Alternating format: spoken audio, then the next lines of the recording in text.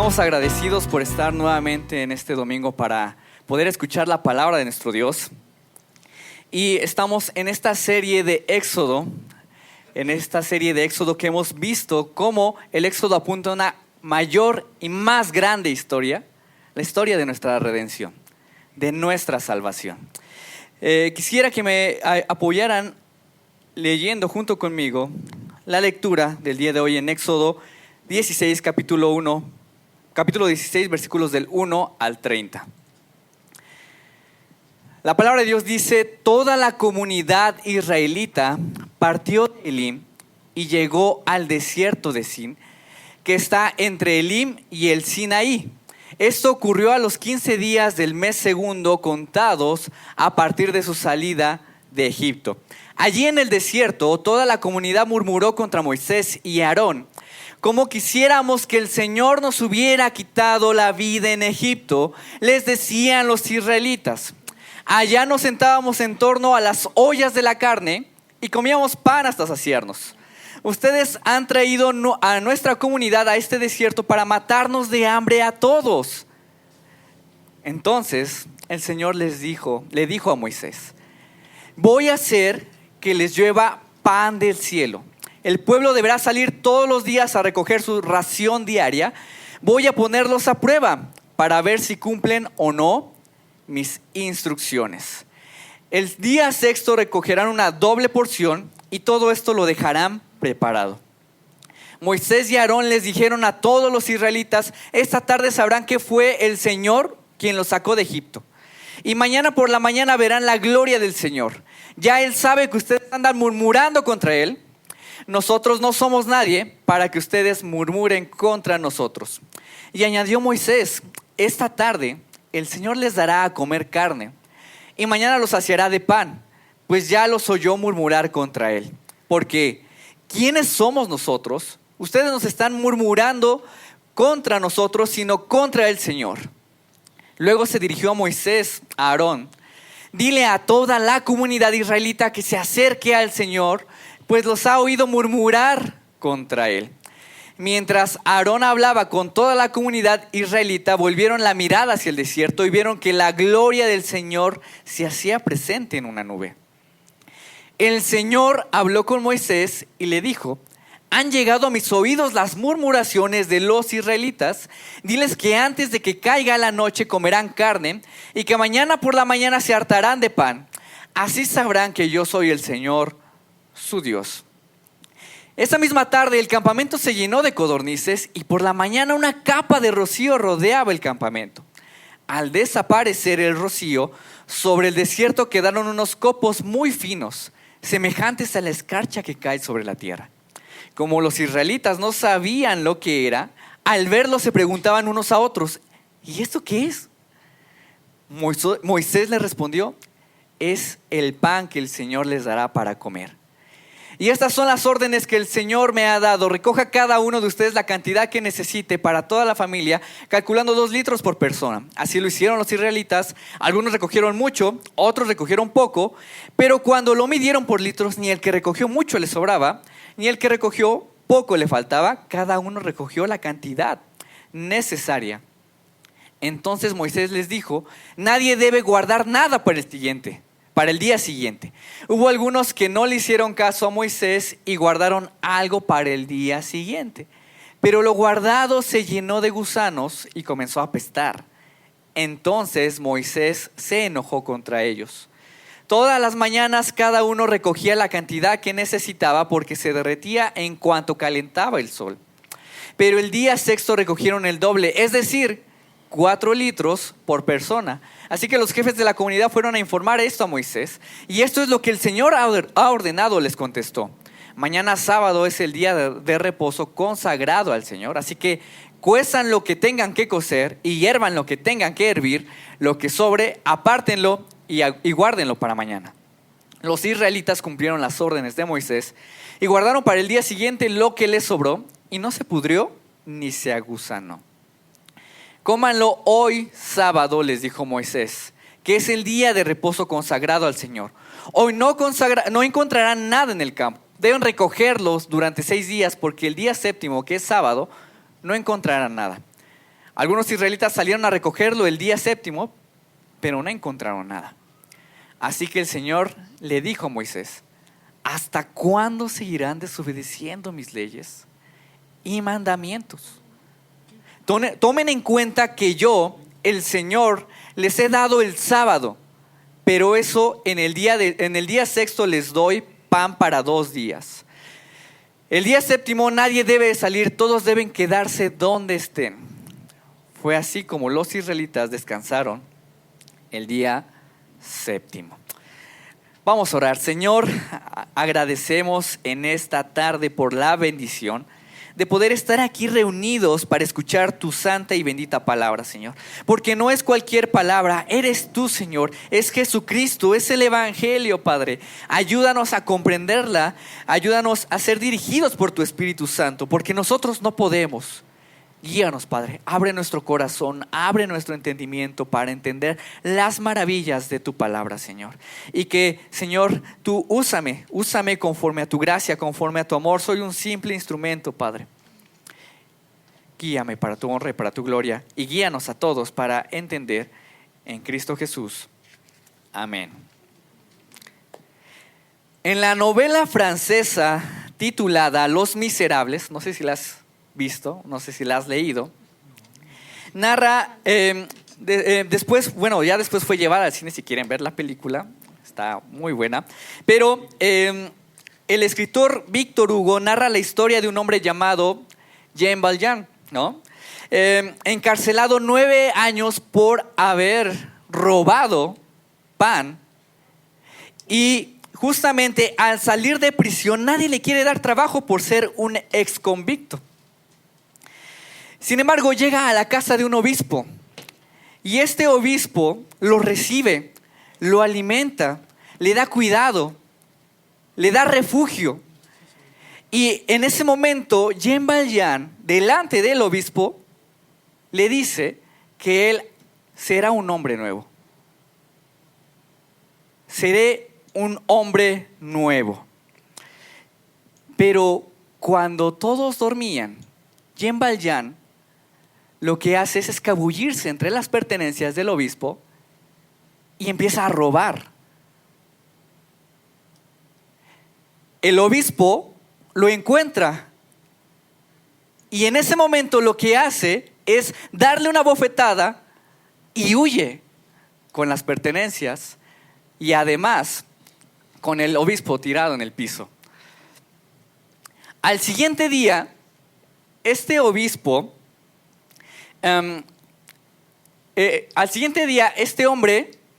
llega con la policía y lo traen delante del obispo para decirle sobre lo que se había robado, para entregarlo, para encarcelarlo.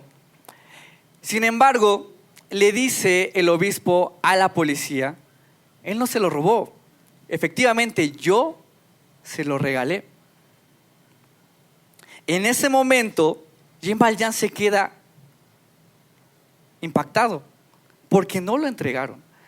Porque a pesar de ser sorprendido, a pesar de que él merecía ir a la cárcel, no pasó así. Él halló gracia y misericordia delante de este obispo. Muchas veces nosotros hemos sido como Jean Valjean. Después de ser acogidos por Dios, después de recibir su cuidado y amor en la salvación, respondemos de maneras muy ingratas, con incredulidad. ¿Por qué somos así? Lo más extraño es todavía la manera en cómo responde Dios contigo.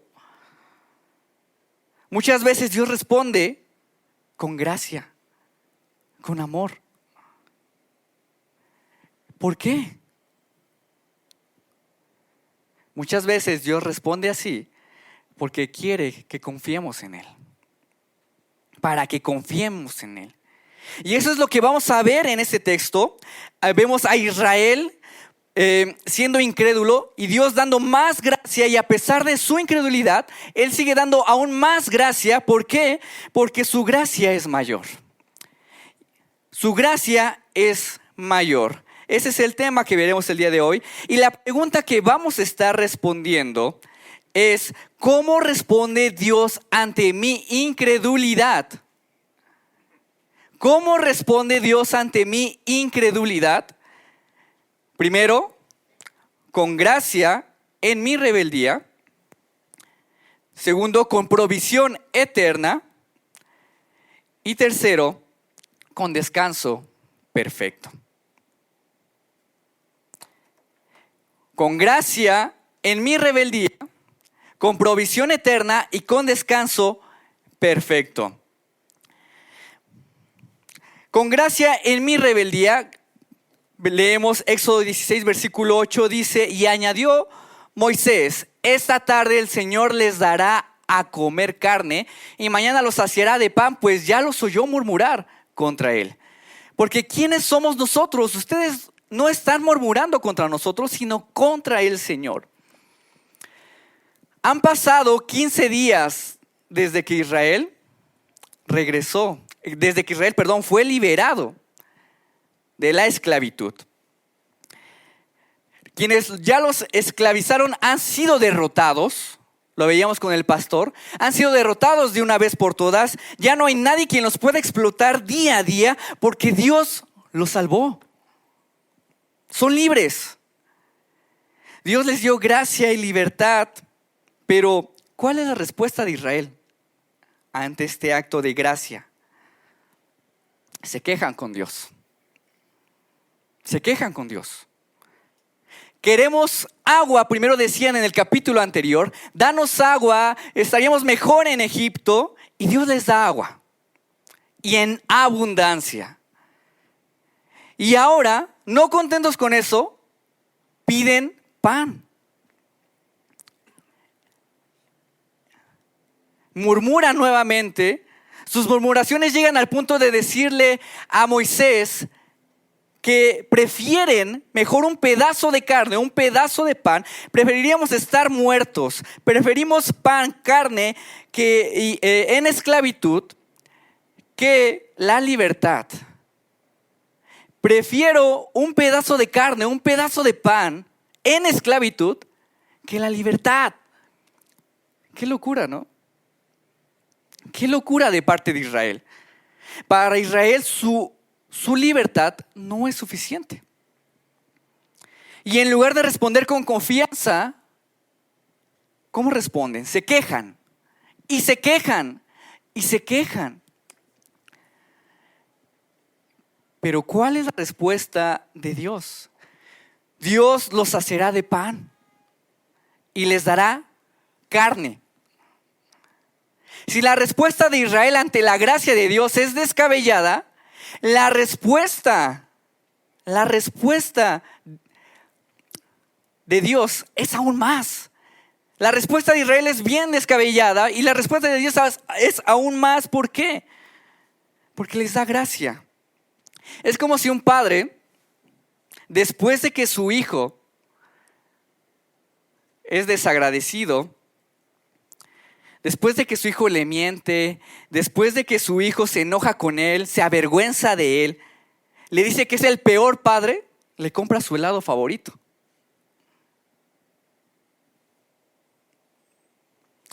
Muchos de nosotros diríamos: no le compres nada a ese berrinchudo, ¿verdad? No le compres absolutamente nada. No se lo merece.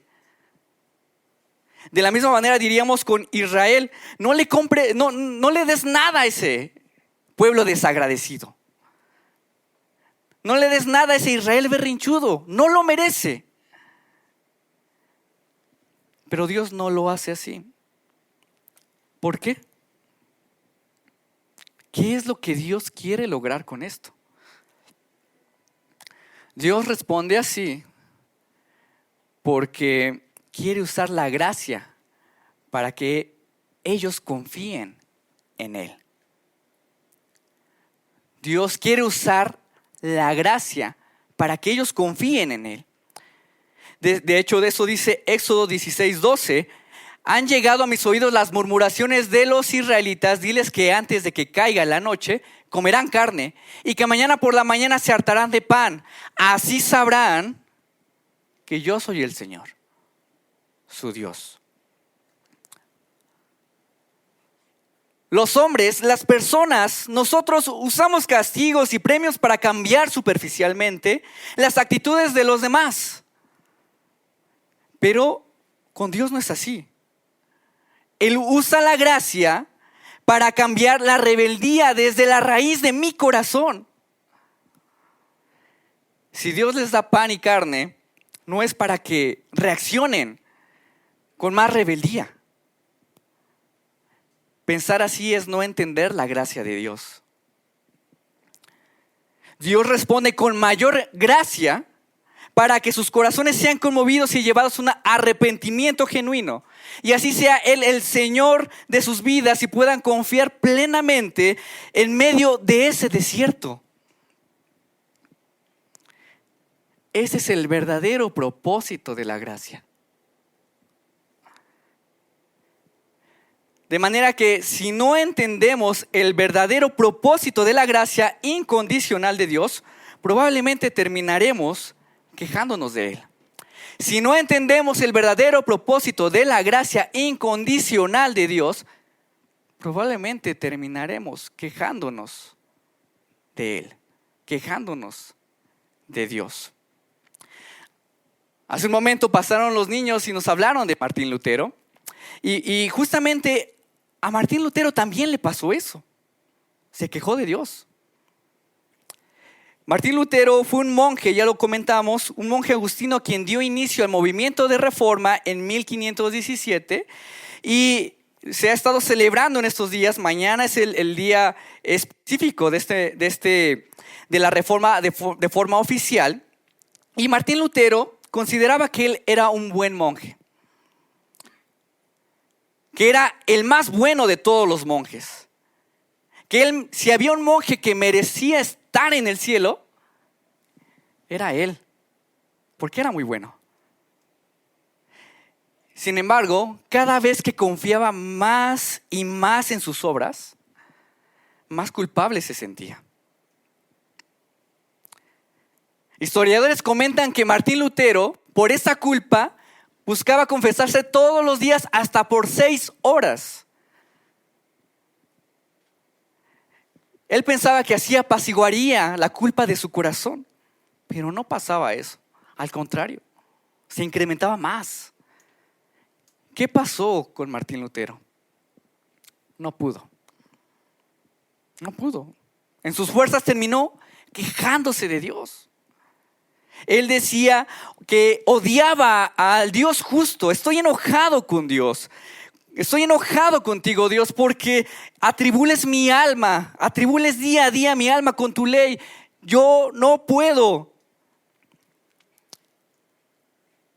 Pero justamente cuando él leyó la carta a los romanos, fue como una bofetada de gracia para Martín Lutero. Romanos 1:17 fue el texto que le dio luz en medio de esa culpa.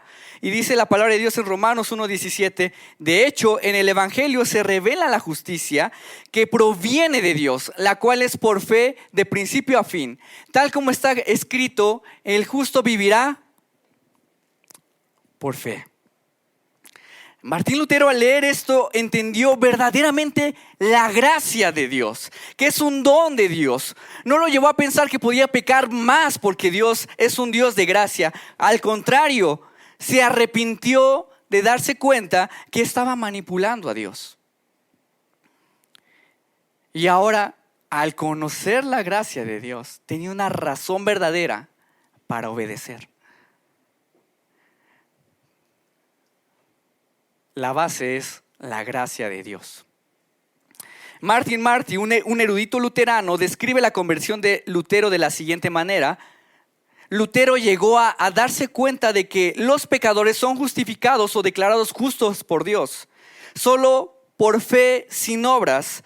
Esta gran revelación le llevó a escribir en ese mismo instante: yo me sentí totalmente nacido de nuevo y entré al paraíso por puertas abiertas. Ahora él alababa a Dios con un amor tan grande como el odio con el que antes había odiado las palabras, la justicia de Dios. La gracia cambia nuestra rebeldía. La gracia cambia nuestra rebeldía desde la raíz. La gracia cambia nuestras murmuraciones en confianza. Su gracia es mayor que nuestra incredulidad. Su gracia es mayor que nuestra incredulidad. ¿Cómo Dios responde a nuestra incredulidad? Con gracia. A nuestra rebeldía, con gracia. Pero no solamente con eso, también con provisión eterna. Lo vemos en este pasaje, versículos 18 y 20. Dice, pero cuando lo midieron por litros, ni el que recogió mucho le sobraba, ni el que recogió poco le faltaba. Cada uno recogió la cantidad necesaria. Hubo algunos que no le hicieron caso a Moisés y guardaron algo para el día siguiente. Pero lo guardado se llenó de gusanos y comenzó a apestar. Entonces Moisés se enojó contra ellos. Pero el día sexto, se enojó contra ellos. Al fin, si se dan cuenta en este momento, llega el momento de comer, la comida. No sé si algunos de ustedes ya tengan hambre, pero espero no despertar su alimento en este momento. Pero noten esto, ¿acaso Dios mira desde el cielo a todos y les dice, tú sí vas a comer? ¿Tú no vas a comer? Tú menos porque dijiste que querías regresar a Egipto. ¿Hace eso Dios? No, para nada. A pesar de todo a pesar de toda esa rebeldía, Dios da en abundancia. Da a Dios de forma abundante a Israel. Y todos comieron lo necesario. Todos. No hubo familias que comieron más. No hubo familias que comieron menos. Todos comieron por igual. Porque Dios provee en abundancia. Responde con gracia. Pero ahora, en ese momento, Dios les da instrucciones.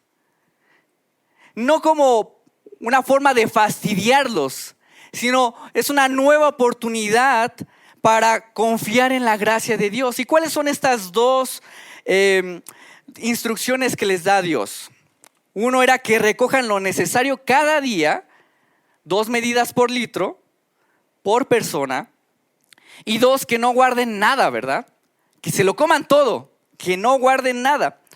¿Qué es lo que sucede con Israel?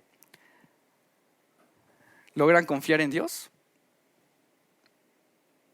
No. Vuelven a desobedecer. Y guardan pan. Y tú dirás, ¿cuál es el problema de guardar pan? Yo muchas veces también guardo mi comida para comérmela después. Me gusta la comida. Pero ¿cuál es el problema aquí? El problema no es solamente que guardaron la comida, sino que con esa acción están diciendo, Dios, yo no confío en ti. Dios, yo necesito actuar. Yo necesito proveerme a mí. Y nuevamente, ¿cómo responde Dios ante este corazón de Israel? De no confiar, de querer proveerse a sí mismo. Con más gracia. Con más gracia. ¿Por qué? Porque nuevamente su gracia es mayor. Éxodo 16, 22 dice, pero el día sexto recogieron el doble, es decir, 4 litros por persona. Así que los jefes de la comunidad fueron a informar de esto a Moisés. Noten lo que dice este texto. En lugar de que Dios les quite, intervenga, interrumpa su provisión por su incredulidad, por su desobediencia, sigue proveyendo. Él les da el 6º día de la semana doble ración. En un momento explicaremos qué significa que les dé doble ración, pero nunca interrumpe su provisión Dios. Sigue dando. Dios sigue alimentando a Israel cuando ellos vuelven a desobedecer. ¿Por qué? ¿Por qué no Dios actúa con justicia y les quita el alimento y los deja a la deriva? ¿Por qué no Dios aplica un buen castigo para Israel para corregir esa desobediencia de su corazón? ¿Por qué no lo hace? Por gracia. Si Dios pone en sus manos sus necesidades, ellos se mueren. Por eso Dios tiene que intervenir con alimento de gracia para que vivan.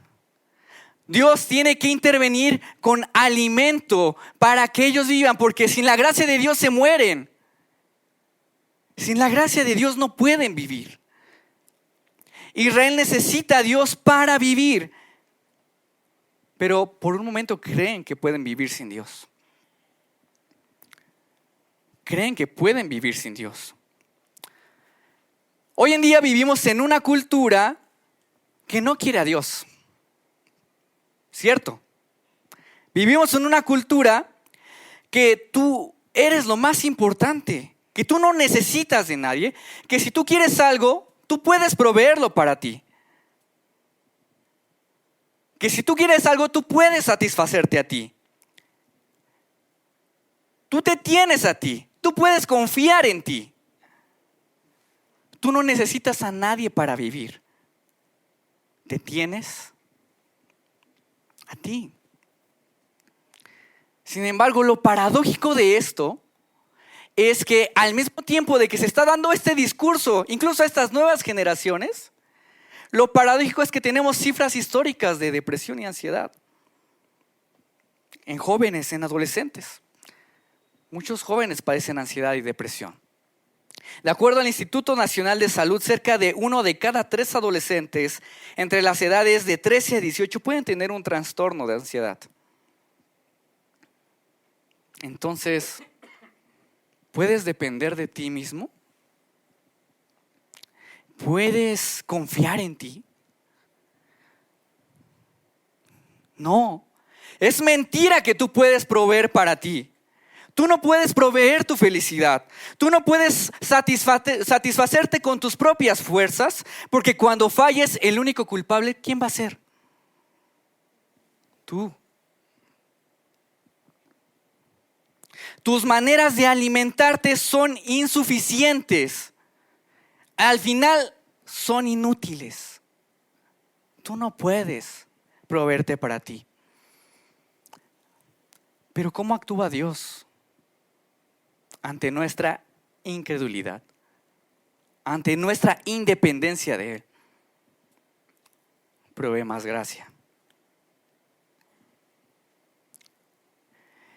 Y Jesucristo va a retomar esta historia del pan, del maná de los cielos, para explicar cómo en el libro de Juan esta historia apunta a Él. Es una historia de mayor gracia cuando el Hijo de Dios desciende como pan del cielo. Dice en Juan capítulo 6, versículo 32, ciertamente les aseguro que no fue Moisés el que les dio a ustedes el pan del cielo, afirmó Jesús. El que da el verdadero pan del cielo es mi Padre. El pan de Dios es el que baja del cielo y da vida al mundo. Versículo 34, Señor, le pidieron, danos siempre ese pan. Yo soy el pan de vida, declaró Jesús. El que a mí viene nunca pasará hambre, y el que en mí cree nunca más volverá a tener sed. El contexto aquí es muy parecido en Éxodo. Tenemos a una multitud de judíos que han sido alimentados por Jesús, pero también siguen sin creer en Cristo. Una multitud tienen hambre, no quieren creer en Cristo, no quieren creerle a Dios. Y Jesús les dice, y ellos le dicen a Jesús, si nos das el pan que nuestros antepasados comieron en Éxodo, nosotros te creeremos. Si nos das ese pan, entonces creeremos. Y Jesús les dice, ¿qué no se dan cuenta? ¿No se dan cuenta? Yo soy el pan del cielo. Yo soy el pan en medio del desierto. El pan que piden se cumple en mí.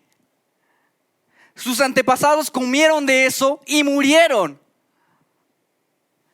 Pero yo bajé del cielo para que ese alimento que los pueda satisfacer sea yo, para que ustedes se sacien de mí. Lo hemos mencionado antes, el Éxodo es una historia, el Éxodo apunta a una mayor y más grande historia, la historia de nuestra salvación. Y el pan que desciende en medio del desierto apunta a Cristo, como aquel que provee todas las necesidades en medio de nuestro desierto. Como aquel que provee todas las necesidades para mí.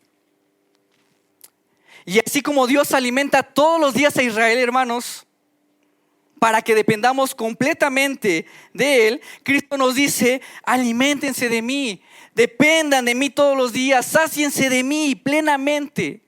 Solamente yo puedo saciarlos. Solamente en mí. Solamente en Cristo. Cristo es el mejor y el mayor alimento que ha descendido del cielo. Él fue enviado para proveernos. Él proveyó todos los medios de tu salvación. Él proveyó y en ningún momento te lo dejó a ti. Él nunca te ha dejado a la deriva. Nunca te ha dejado en el camino para que después tú le eches ganas. No. Él nunca te ha dejado a la deriva en el camino para que tú le eches ganas. Él bajó del cielo y proveyó la justicia que tú y yo no pudimos proveer. Él terminó todo en la cruz del Calvario por gracia. Tú no tuviste que hacer nada. Todo lo hizo por amor, por ti. No tienes que buscar en ningún lugar. No tienes que buscar ni siquiera en ti.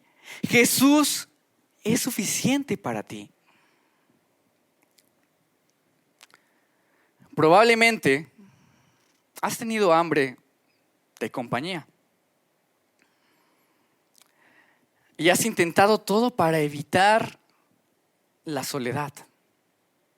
También probablemente has usado el trabajo para saciar el hambre de reconocimiento. Para saciar tu inseguridad. Y terminas cansado y terminas frustrado y quejándote. Posiblemente te has refugiado en tus logros y en tus bienes para poder alimentar tu valor. Pero después te das cuenta que hay otra gente que tiene más bienes, más logros que tú y terminas más frustrado que antes.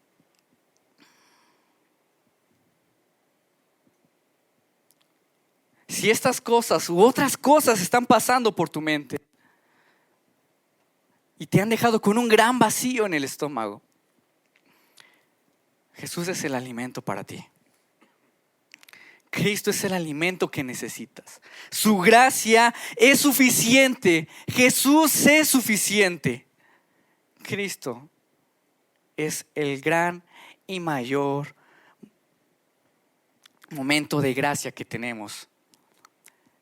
Hay más gracia en Jesucristo, en su evangelio. Entonces, hemos dicho, ¿cómo actúa Dios en mi incredulidad?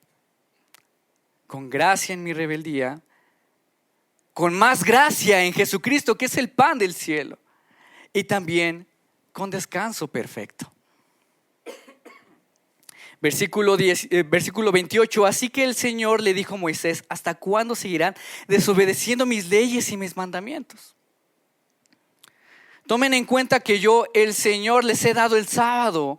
Por eso en el día sexto les doy pan para 2 días. El día séptimo nadie debe salir, todos deben quedarse donde están. Fue así como los israelitas descansaron el día séptimo. Nuevamente tenemos a Israel. Tienen una nueva oportunidad para confiar en la gracia de Dios.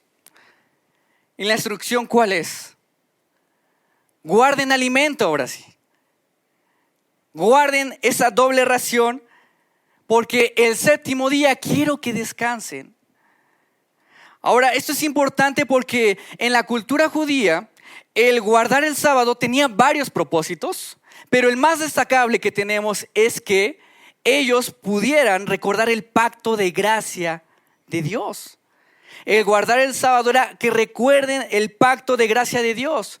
Yo soy Dios, tú eres mi pueblo. Están aquí por gracia. Y más adelante esto lo establece de forma oficial en los 10 mandamientos.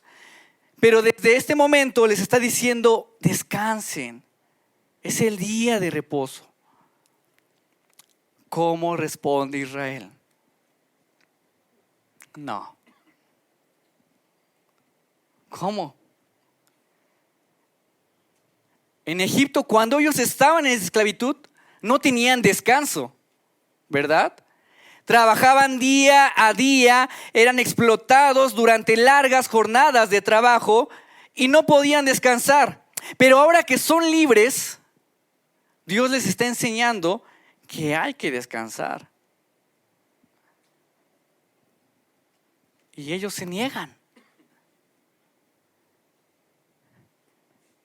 Fallan nuevamente, fallan garrafalmente. ¿Qué hace Dios? Dios les sigue amando. Dios sigue mostrando gracia a pesar de sus quejas, a pesar de su incompetencia, de su pecado, de su incredulidad. Dios da gracia. Pero ¿cuál es el problema con esto? Pues al no descansar, le están diciendo a Dios, confía en mis fuerzas. Yo descanso cuando yo quiera. Yo trabajo cuando yo quiera y descanso cuando yo quiera. Tú no me dices, Dios. Yo confío en mis fuerzas. Confío en mis fuerzas. ¿Y cómo actúa Dios nuevamente? Con más gracia. ¿Por qué? Porque su gracia es mayor. Su gracia es mayor. Israel no puede descansar en Dios si antes su gracia no es suficiente. Es imposible que haya paz y descanso en nuestra vida si antes Jesús no ha saciado tu corazón. Tú no puedes hallar reposo para tu alma, tú no puedes hallar descanso para tu vida si antes Jesús no ha saciado tu corazón. Charles Spurgeon, predicador inglés del siglo XVIII, conocido como el príncipe de los predicadores, fue un hombre muy activo, muy apasionado por la obra de Dios, muy trabajador. Y aunque no lo crean, él padeció de depresión. ¿Por qué? Había grandes y largas jornadas de trabajo que lo hicieron sufrir enfermedades también graves, tanto a él como a su esposa. Pero él nos explica el más grande dolor dentro del ministerio que él tenía.